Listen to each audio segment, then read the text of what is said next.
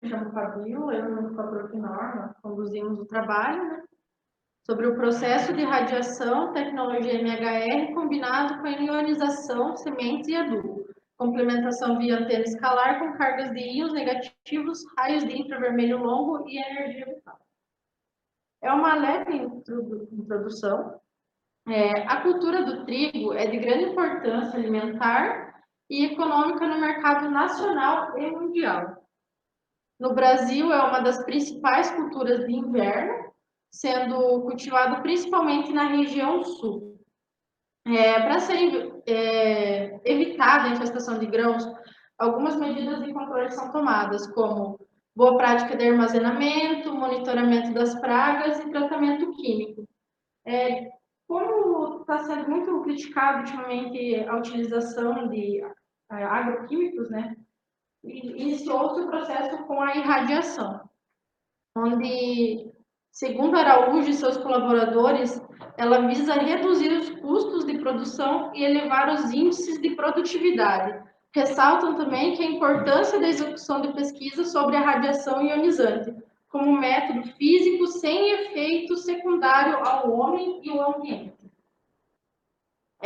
Já a Embrapa, em um dos seus livros, diz que o uso de radiação como método de controle, apesar de eficaz, deve-se considerar que a radiação pode reduzir a qualidade dos cereais tratados, especialmente trigo, e também reduzir o teor de vitaminas A, C, E, B1 e K.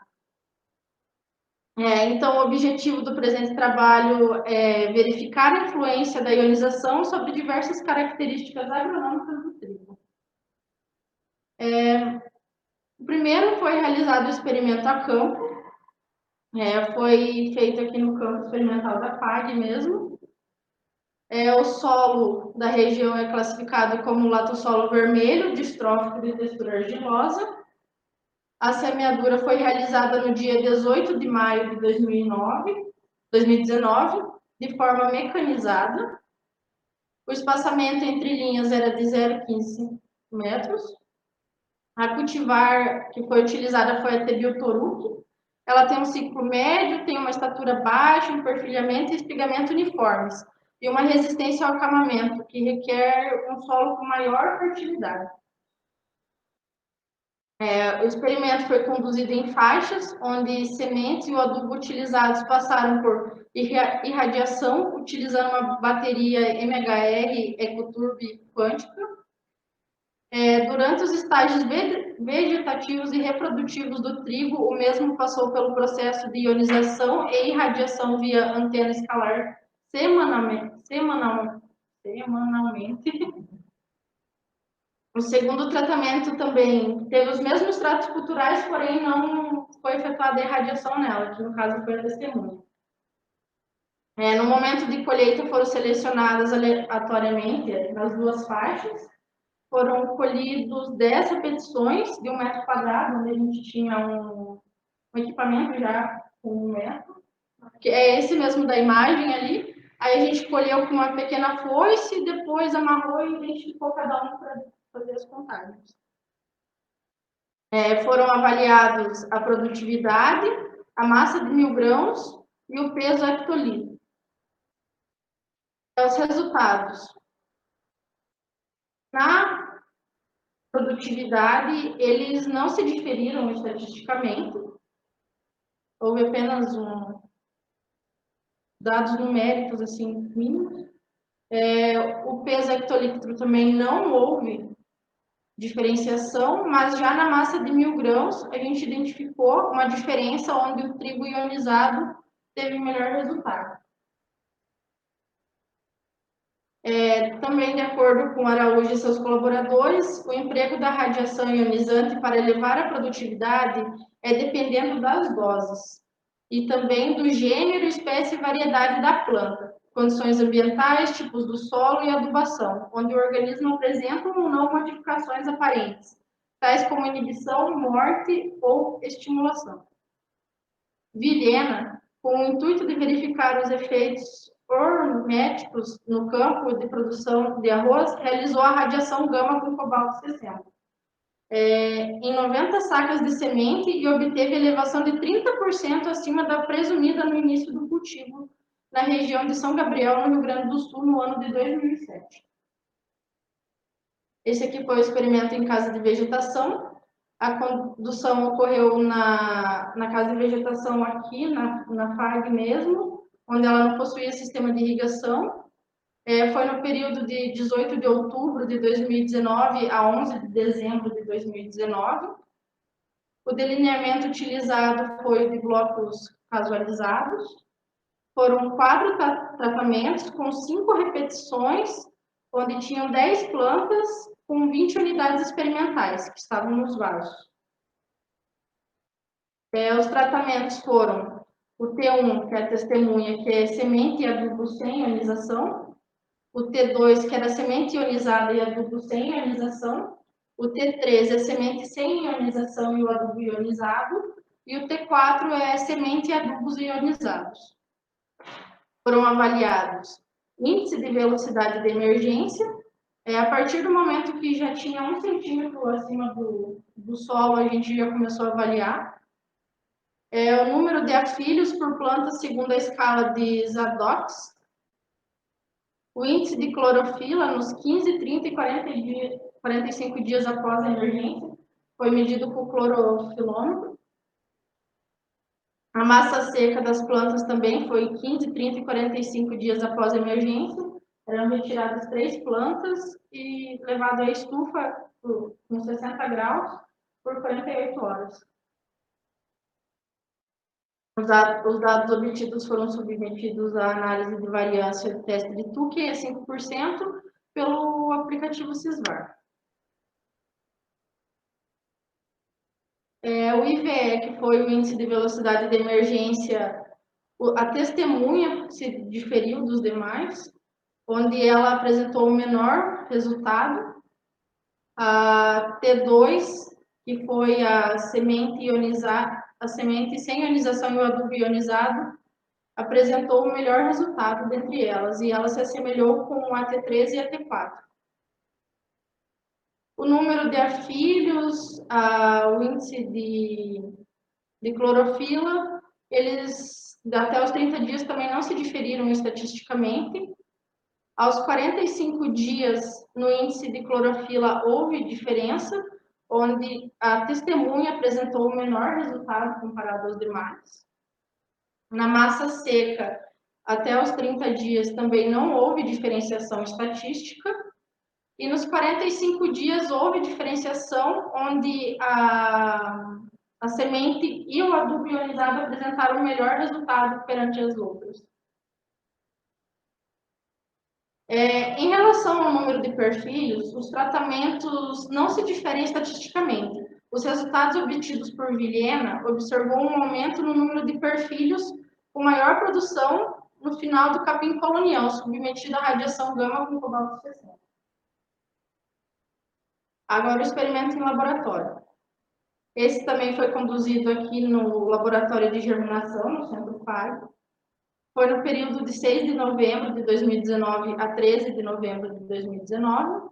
O delineamento foi o DIC. Foram 4 tratamentos com 6 repetições em 100 sementes em cada.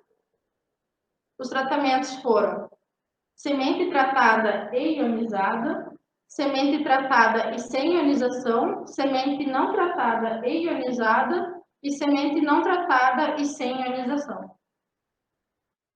As variáveis avaliadas são germinação, vigor, que é o envelhecimento acelerado, o comprimento da raiz, o comprimento da parte aérea e a massa seca das plântulas. Aí também o exame de sementes infestadas.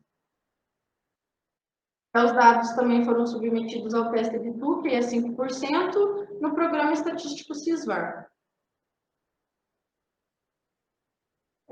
Para o teste de germinação foram utilizadas 6 repetições de 100 sementes, distribuídas em rolos de papel umedecido.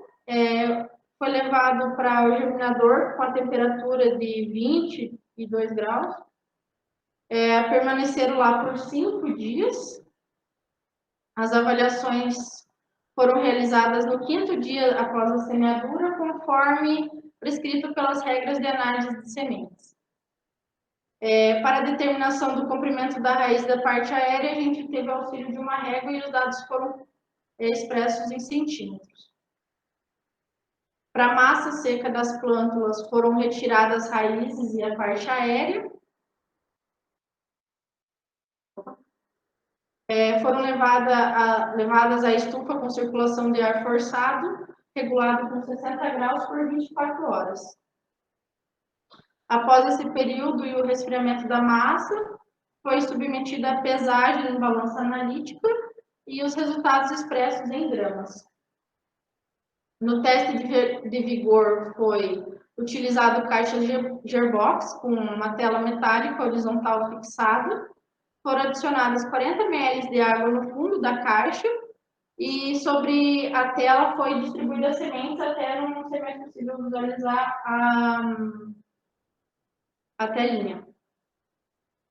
As caixas foram acondicionadas em BOD a 43 graus por 48 horas. Os resultados são expressos em percentual.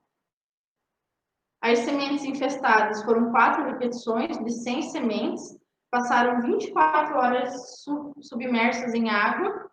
As avaliações foram realizadas com análise visual e um corte em todas as sementes, na busca por ovos, larvas, pupa ou insetos de adulto. Os resultados também foram expressos em percentual. A germinação teve uma diferenciação na Tebiltoruk, que ela é uma safra de 2018, na semente não ionizada. Ela teve o menor resultado, né, perante as outras. Na parte aérea e na parte radicular, elas não se diferiram estatisticamente. Na massa seca, também não houve diferenciação estatística. E no vigor, houve diferenciação também na Tebiltoruk 2018, que apresentou o menor resultado. Nos vegetais, altas doses de radiação ionizante inibem o brotamento de tubérculos, germinação de semente e induzem mutações, segundo Araújo e seus colaboradores. O que a gente percebeu que não aconteceu nesse trabalho. Já sobre as infestações. A Tebiltoruk já iniciou logo na primeira avaliação, ela apresentou o ataque de traça dos cereais. E as demais a gente pode observar que não. Bem pouquinho na Tobá. Na outra observação, em janeiro também, ela já estava bem infestada, com um alto índice. E em junho, ela também apresentou ali quase 100% de sementes infestadas, na não ionizada. Então, a gente pode perceber que na Atobá, ela apresentou em janeiro, na sem ionização também, um índice um pouco mais elevado, comparado com as outras.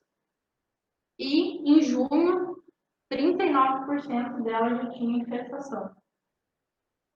Na Tebilsonic, na não ionizada, em junho de 2020, ele apresentou um resultado também elevado comparado aos demais, que, como a gente pode ver, ela no começo não tinha nenhuma infestação. Segundo Farone e Silva, as doses de radiação necessárias para matar insetos também matam sementes, tornando esse tipo de controle inconveniente para malta e cevada, ou sementes armazenadas. A qualidade do pão será afetada se o trigo for irradiado com doses altas de... Desculpa que eu me lembro seu lugar. Altas de radiação. Já Sims e Teixeira afirmam que o processo desencadeia algumas alterações nas suas características físicas e químicas da farinha, que pode ser utilizada incrementando a sua aplicação tecnológica, aprimorando a utilização da farinha irradiada no emprego da panificação, melhorando assim o seu desempenho e elaboração de pães. A Gundes também descreve que doses baixas desempenham confecções positivas. O processo de irradiação de alimentos é um método que consiste em uma exposição controlada de alimentos e uma fonte de irradiação ionizante. Bernardes e Dias Filhos, em levantamento bibliográfico no emprego da tecnologia da irradiação com finalidade em controle da infestação de insetos em grãos de trigo e farinha, durante o armazenamento constatou naquela época que em doses fitossanitárias não alteravam os glicídios totais, os açúcares redutores e não redutores, a acidez, lipídios e proteínas em 2 meses de armazenamento. Esse trabalho foi feito em 1982. Marat e seus colaboradores também concluíram que as doses baixas foram suficientes para prolongar a vida útil da farinha em até 6 meses, sem alterações significativas nos seus atributos nutricionais. Bashir e seus colaboradores concluíram em seu trabalho que a irradiação pode ser utilizada como um método eficiente, rápido para a modificação das propriedades da farinha de amido, tornando uma diferencial dos outros tratamentos, como enzimático e químico que consomem o tempo. Concluímos que a radiação ionizante apresenta resultados satisfatórios na massa de 1.000 grãos. A utilização da irradiação ionizante em trigo para controle de pragas e armazenamento é recomendada pela evidência obtida nesse experimento. Aqui as referências que eu utilizei. Obrigada.